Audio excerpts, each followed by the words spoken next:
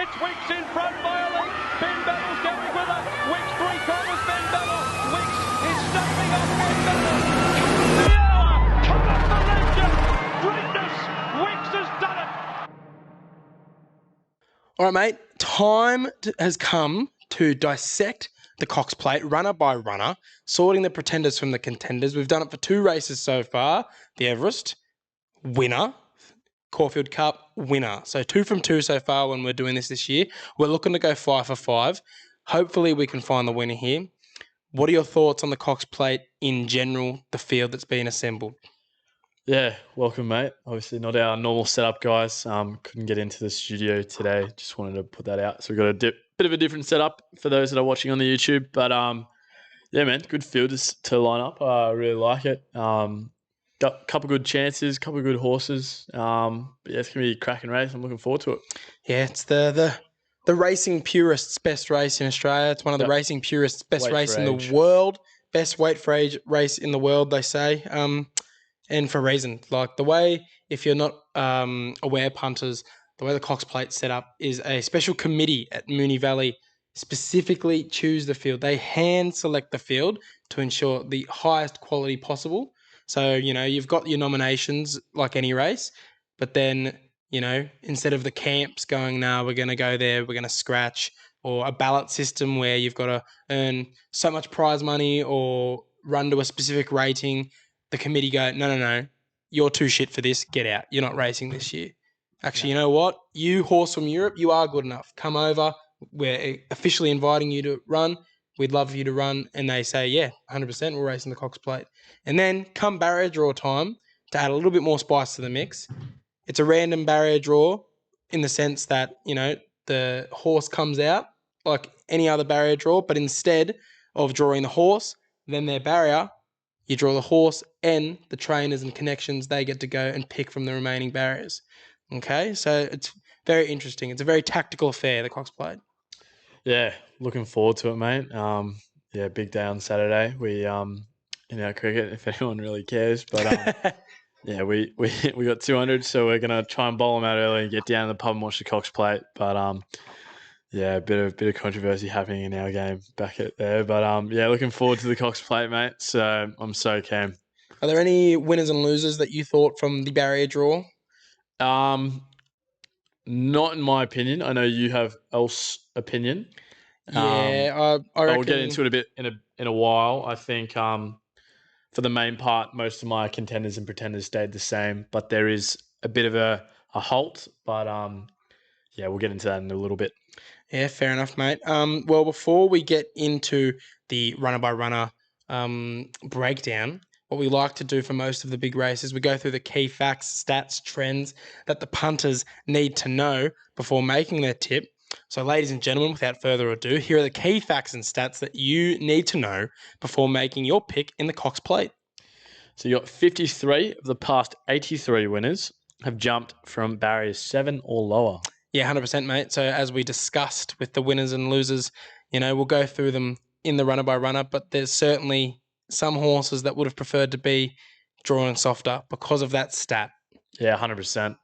You look at some of the ones that have gone a bit wider, obviously your Zakis and your other ones. Zaki probably looks really good going into this race, to be honest, but pulls that outside barrier, gets a bit of a worry, but yeah, 100%.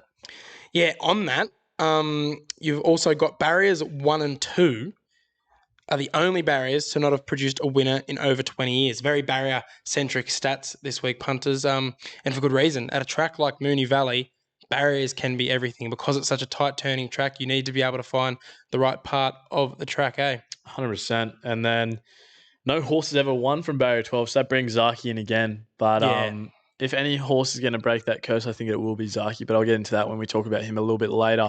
But yeah, interesting one, mate. Barrier 12, no winners have been produced from barrier 12. Yeah, barrier 12, and I think maybe barrier 14 as well, which is irrelevant this year as only 12 horses have come.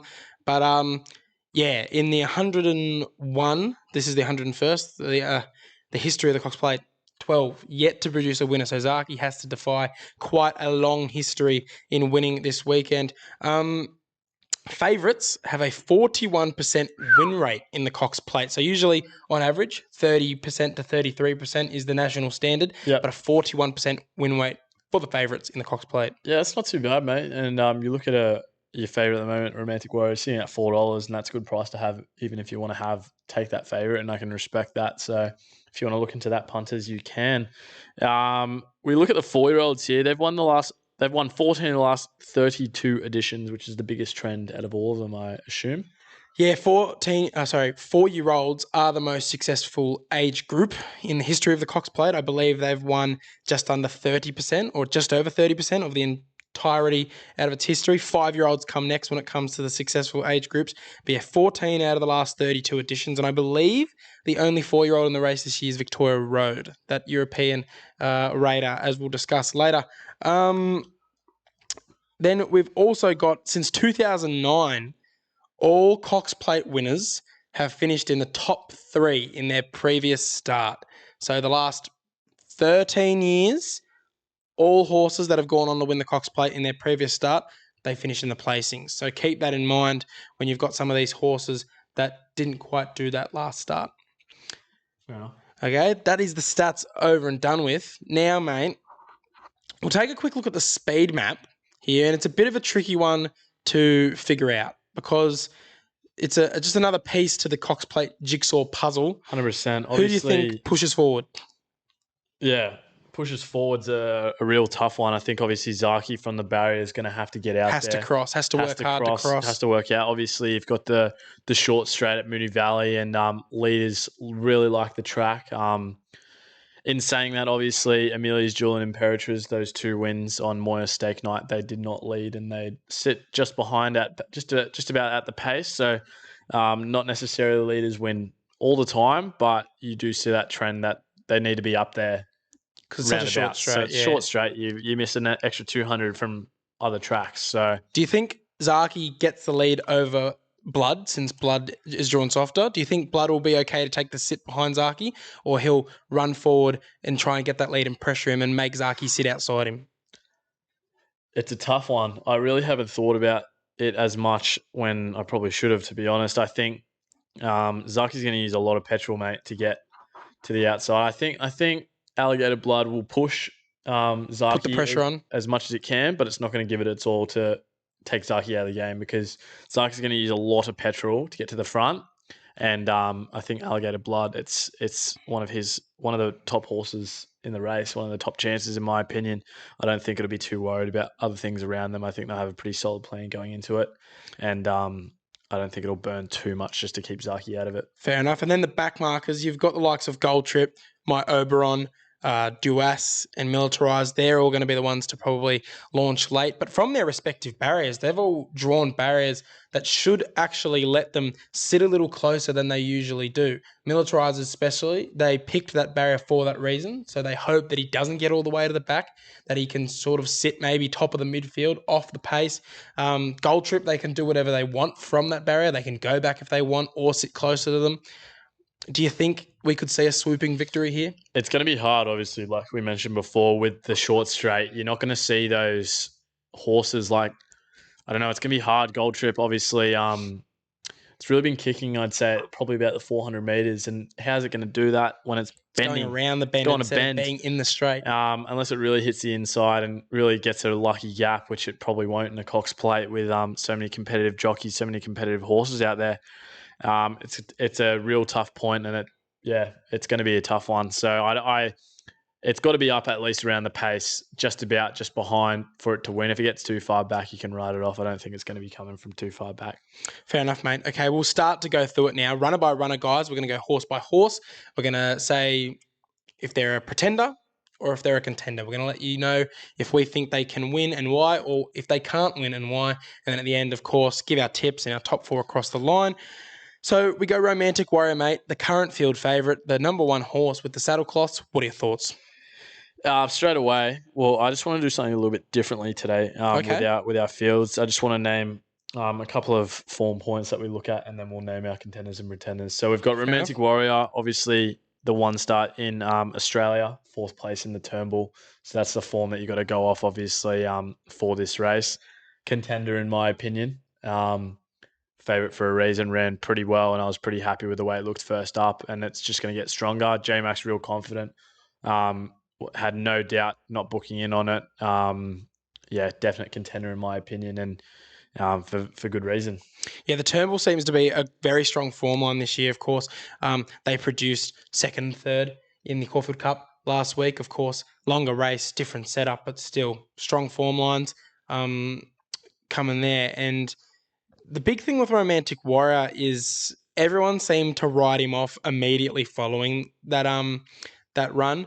But on face value, the trainer said all week, yeah, he's at 80% fitness right now. He's going to need the run, but they were very bullish, and the whole industry was very bullish that he was just so good. His 80% was better than our horse's 100%, which just didn't eventuate. But we do know that his 100% surely is better than quite a bit of this field. So we know that he's going to be up there. Trainer's confident, J-Max confident. He has to be a contender. He's favourite for a reason. Write him off at your peril. Perfect barrier as well. Yeah. Could not have drawn a better barrier. I think I'm happy to look for value around him, but he is a lock for all exotics, as you usually should be putting a favourite in your exotics. Especially for the Cox Plate. I'd be pretty surprised if he's finishing out of the top 4. Yeah, I think he'll be up there. If he doesn't win, he'll be top 2, I think. So we move to Zaki, mate. I'm going to go contender here. Obviously, the form line going out of it was the second place last, the King Charles Stakes. King Charles, it was going to run, but then the elevated temperature either the day before or on the day got scratched. Comes out of the last start, would have probably been the 7 stakes, if I'm not mistaken there. 7 stakes behind Think It Over. Yes, the 7 stakes behind Think It Over. Ran pretty well there. Just Think It Over just got there in the end. I was on Zaki that day. 10 out of 10 ride from Nash that day as well. 100%. Think It Over. So that's your form you need to go off, obviously, and then your third place to start behind Fangirl. But you get the extra 400 meters here, punters. Look, I'm going to go contender only because I do have a soft spot for the horse, and I think it's got a decent chance. But that barrier could not have been worse. It's going to have to obviously use a lot of petrol to get to the front. However, it hasn't really been out of form lately. It's I think it's run pretty well in the first 2 sessions of its prep. Third up should be even fitter, and then extra 400 meters should benefit it. And I really think the short straight really helps with a leading horse. If Zaki can save as much petrol as it can to get to the front and or get into a spot where it can kick on, I think it's a contender, and it could be one of my better value plays. But look, the barrier does say a lot, so you can look into that how you want to. How about you, mate? Yeah, he's a huge value chance. $18. When do you ever see Zaki at $18? I believe he was $26 earlier in the week. And for that reason alone, if you're a fan of the horse, I wouldn't blame you for getting on because you're never going to see him at that price. But I've got him as a pretender purely because of that barrier. I had him as a serious contender pre-draw because he looks like he's got no signs of slowing down in old age. Yeah, he's had a couple of hiccups here with, the elevated temperature. In the autumn, his prep was severely delayed because of a little bit of a misstep. But this spring, he's shown no reason why he can't win another big race before he sets off into the sunset of retirement. But that barrier, I think he's going to have to work hard to get to that lead. He has to defy a lot of history, like we said. If he'd drawn softer, he'd be in it. But I think he's top 4 chance at best, and thus he has to be a pretender. If I really can't see him winning the race, logic states I have to go pretender. But I do think the jockey upgrade to Damien Lane's huge because last 100. year, Jamie Carr on board.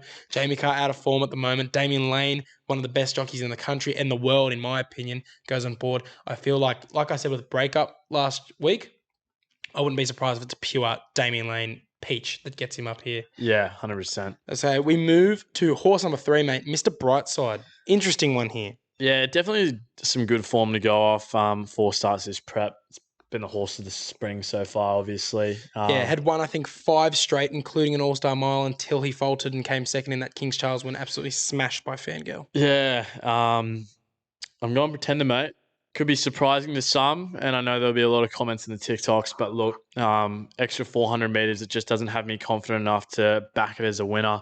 I'll eat my words if I have to, but it's only raced at the 1600 and it's best at the 1600. You get an extra 400 meters against the top horses in the world, in Australia and the world, actually. Yeah. I don't think it can win, so I'm going to have to go Pretender. Mate, I'm actually agreeing with you here. I thought that was going to be my big call of the race, but you've actually come in here and said the same thing. Purely because he's had 3 goes over 1,600 and he's really shown no signs that he can run with the best of them at the 2,000 meter mark. Like, I mean, I'm more than happy to put my nuts on the line and say he's not going to win the race. Top 4 chance, maybe. Like you said, there's going to be a lot of hate in the TikToks, especially if he comes out and smashes them. But I'm happy for it to go through the keeper. I'm happy for him to win without my money because I'm that confident that he hasn't really threatened. He's chased fairly. He's come 2-3 lengths off them every time, but he's never really been in that finish at the 2,000 mark. He's a pure miler in my opinion. And I don't know. The only thing that really brings him into this is the second barrier. Okay, yeah. The second barrier allows him to really sit off that pace and then try and get that suck run going around the turn. And he loves Moonee Valley. No one can dispel that. He absolutely loves Moonee Valley. So the love of the track and the fact that he's got a soft barrier brings him into it. But one for the exotics only, in my opinion. 100%. Okay, we go to Alligator Blood. Interesting one here, for sure. Obviously, his form points to go off for his win last week. And the Might and Power Stakes. The Might and Power Stakes. Tick that 2,000 meter box. Yep. Hasn't won at Moonee Valley before. How many goes has he had at Moonee Valley? 3, I think. 2 goes at Moonee Valley. Hasn't won. Hasn't placed. Okay. Interesting one. I'm going contender. I think,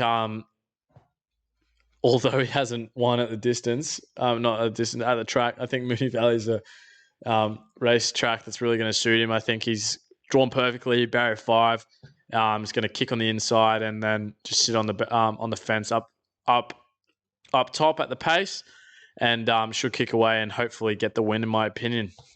One of the leading contenders, if not the leading contender, in my opinion. Like you said, 2 goes at Moonee Valley. I mean, last year was Cox Plate.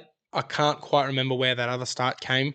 But I mean, I think it was a serious forgive. He drew the car park last year, and so he had to burn that petrol. Here, he gets a pretty good barrier to be able to try and get to the front, get that rail, like you said. He ticked off the lead longer distance with authority in the Might and Power Stakes. Yes, that was against a field that is not of the quality that comes here at the Cox Plate. I can admit that. And it didn't really blow the clock away. But still, we know that he's going to get the trip. We know that he'll probably get the lead here, which is how he likes to run. And if they pressure him, he relishes pressure as well. He doesn't back down from it like some horses, like a Zaki. I feel like Zaki can sometimes go to water when they pressure him. But Blood relishes it, as we've seen this prep just last start again. They pressured him and he just absolutely gapped them. So, I don't know. He was the first out of the barrel as well. So, they picked 5 specifically. They got the pick of everything. They could have picked 1 if they want, but they went, no, we want that barrier. We think that's his best chance of winning. So clearly the camp's confident. I think you'd be stupid to leave him out of any exotic, and he's one of the leading chances for sure. Contender. 100%. So Gold Trip. Now, this is he's tried to go Caulfield Cup, Cox Plate, Melbourne Cup twice in a row now, and you don't often see horses do it ever, let alone 2 years in a row. I reckon this is his best chance to win a Group 1 this spring. I think at the weights, he's not a Melbourne Cup winning chance in my opinion. Currently, I need to see how he runs this weekend and if he bounces off it well. But yeah, I think this is probably his best chance. The form is, of course, the Turnbull, which produced the 2nd and 3rd from the Caulfield Cup, which included Gold Trip. So obviously strong form lines there. And it also might produce Romantic Warrior as well. If a Romantic Warrior comes out here and blows them away, it's another strong form line through the race. So clearly he's got the right form line to be around it. But mate, is he a pretender or a contender in your mind? I think he's a contender. I really was impressed with his run last week in the Caulfield Cup. I thought, considering the weight, he was the weight he had. I feel like he had a bit of traffic there as well. He didn't have a clear run. If he had a clear run, and probably if he had Mark Zara on board, he probably wins the race. Zara gave him a whack on the way by. Yeah. without a fight, and Gold Trip came side to side and a little bit of a collision, but So nothing to do a protest. He'll get the trip, obviously. He's a Caulfield Cup, Melbourne Cup horse. Obviously, he's going to get 2,000 metres. Zara jumps back on board, which is a huge plus. He's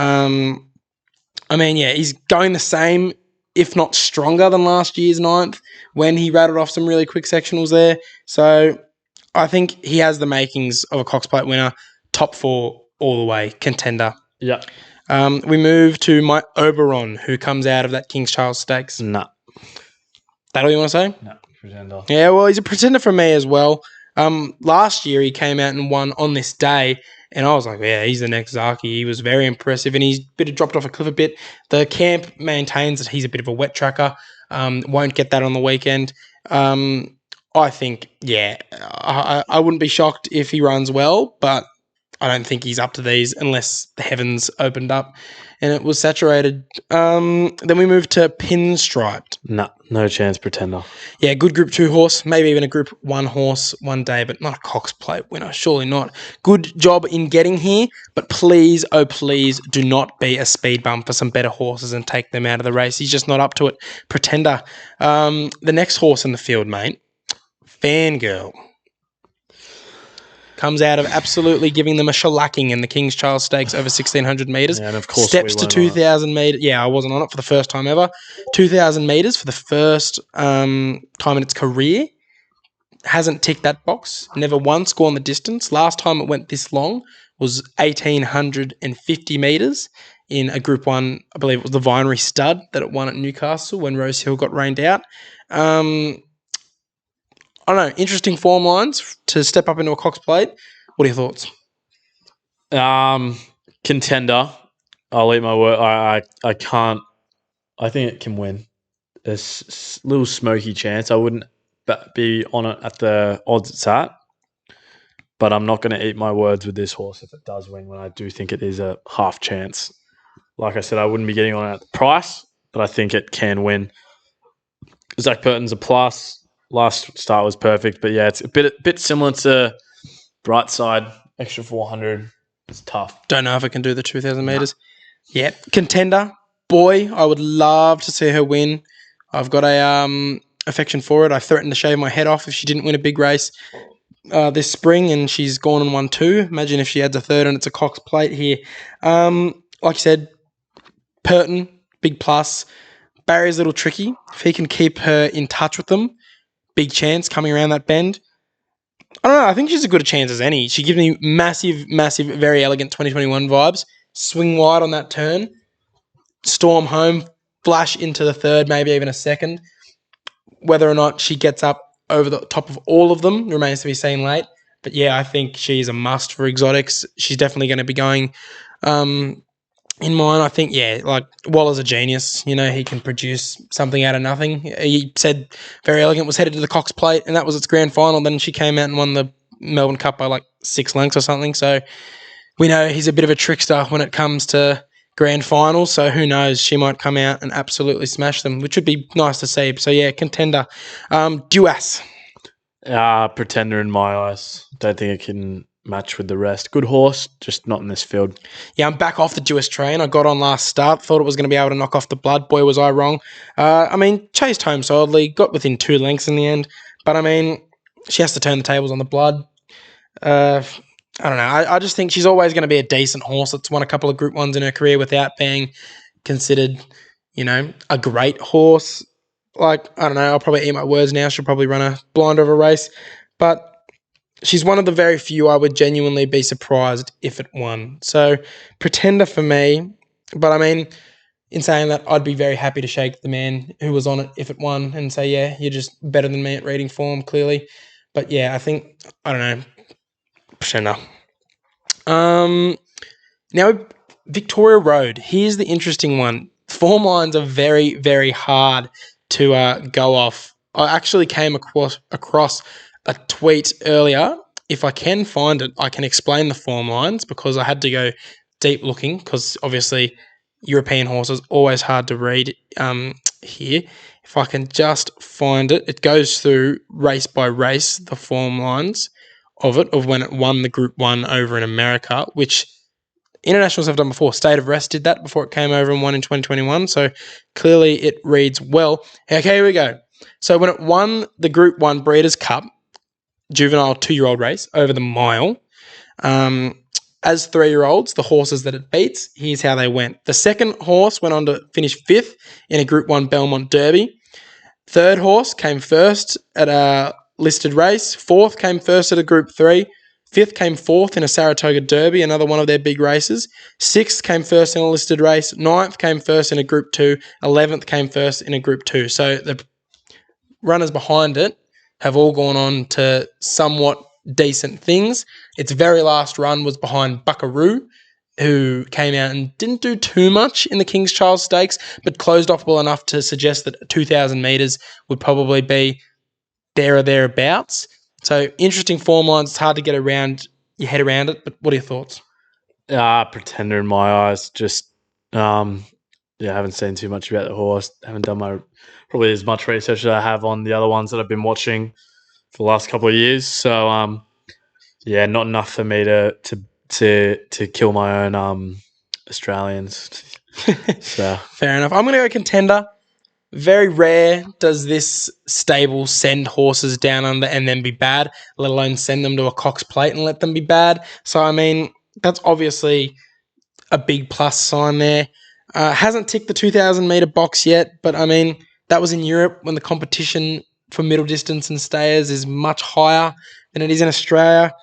Like I said, I went through those form lines. Obviously, it's stacked up in the after it went and won that Group 1 over 1,600 metres. Blake Shin could literally ride a broom to victory at the moment. He just gets up for fun these days. 6th barrier, could have him do whatever the camp wants. Go back, go forward. It's up to them. I think you have to consider him one of the main threats because he's giving me Sir Dragonet vibes. Not just because he's in the same silks, but Sir Dragonet and State of Rest as well, both out of nowhere. They were $12, $14 chances going into the day, shortened considerably, and then won. Sir Dragonet absolutely smashed them. And I remember being here in this room that we're in right now during COVID, watching it, and just the money coming for him was crazy. So I think the big telling point, if this horse has actually got the goods, is look for that betting moves. If it starts to drift, warning signs. If it starts to really come in, get on, because obviously someone knows something. yeah, fair enough. Militarised, mate. Zack Lloyd ridden. Zack Lloyd in a Cox Plate. My God, you wouldn't have thought that would happen this time last year. Yeah, well, it was a funny man. Well, it was a funny man. Don't know how he's got it, but he's got it. I'm going to go Pretender. Only thing that really brings it in is its weight on back, 49 kilos, 49.5. But I just don't think it's done enough militarised to win a Cox Plate. It's nowhere as near as good as Animo was coming into this race, and hasn't seen the 2000s. It's just a lot of better horses than it. I don't think it's a contender. I actually got yelled at on Twitter about that. They said that like Militarise is probably... Someone said Militarise is the best 3-year-old to come into this race since like a Pierre or a So You Think. And I said, Animo clearly plays golf. And they're like, yeah, good comment, dickhead. And I was like, well, I think it's true. I've got him as contender purely because of that weight. And here's the fringe. He is the very last contender in my list of contenders, purely because of the weight. We've seen what he can do in previous starts. Yeah, the Guineas run wasn't too flash, but he's a special horse that I think is going to win at least a couple more Group 1s before he goes to the breeding barn. Zack Lloyd winning would just be absolute madness. I'm thinking more of a flashing home into the placings because of that weight. We often see 3-year-olds do well in this race, not always win. I don't know if there's been heaps of winners previously. The last one was, I think, So You Think in 2009. Don't quote me on that. But they often perform well because 49.5 kilos is feathers. So, I mean, if Lloyd puts him in the right spot and doesn't get lost in the occasion, that is the fact that he's now riding in a Cox Plate, I think he can definitely maybe put him thereabouts. And so, yeah, he's the very lowest contender in my mind. As we go to King Colorado, another 3-year-old, 45.5 kilos. He's a pretender for me. Pretender as well. I think that's pretty clear. Yeah, I think Feathers, of course, will have him every chance, but he hasn't shown as much as Militarise has shown. I know he won the JJ Atkins, but I mean, the sires and I can't remember off the top of my head, the other Group 1 that Militarized run in the autumn showed that he's probably much better suited for a race like this. 100%. So we've gone through, we've said who can win, who can't win. Where's your money going? The blood. I think the blood wins. It's got my money on it, on its head. That's my winner. And my trifecta. Go your first four. First four: the blood, romantic warrior, gold trip, and then fangirl. Fair enough. I'm going to go with Victoria Road here. Wow. I don't know. I miss the State of Rest plunge. I miss the Sir Dragonet plunge. I don't want to miss another one. There are some out there saying that he's going to drift and end up starting 20s. Some are saying he's going to come in and start 7s or 6s. I don't know. It's just so hard to wrap your head around this horse, which makes this race such the great game. It's why it's one of the best races. You know, every single horse realistically has somewhat of a winning chance. Otherwise, they wouldn't be here. I don't know. The blood, I think, very, very hard to beat if he can get a length clear going around that bend and really kick away. But from the videos I've seen of Victoria Road running on, I think he gets a little bit of second wind in that later stages. Shin just needs to get him going at the right time because it's all about timing in the Cox Plate, as we've suggested. So I'll go Victoria Road and then top four, Victoria Road, Alligator Blood, Romantic Warrior, and then Gold Trip as my top four. So, yeah, I don't know. I can't wait until race time. It is one of the best 2 minutes in all of Australian sports, in my opinion. Yeah, it's up there for sure. But yeah, it's awesome, mate. So any bets we've mentioned, of course, we'll just remind you, Dabble. Shout out to Dabble.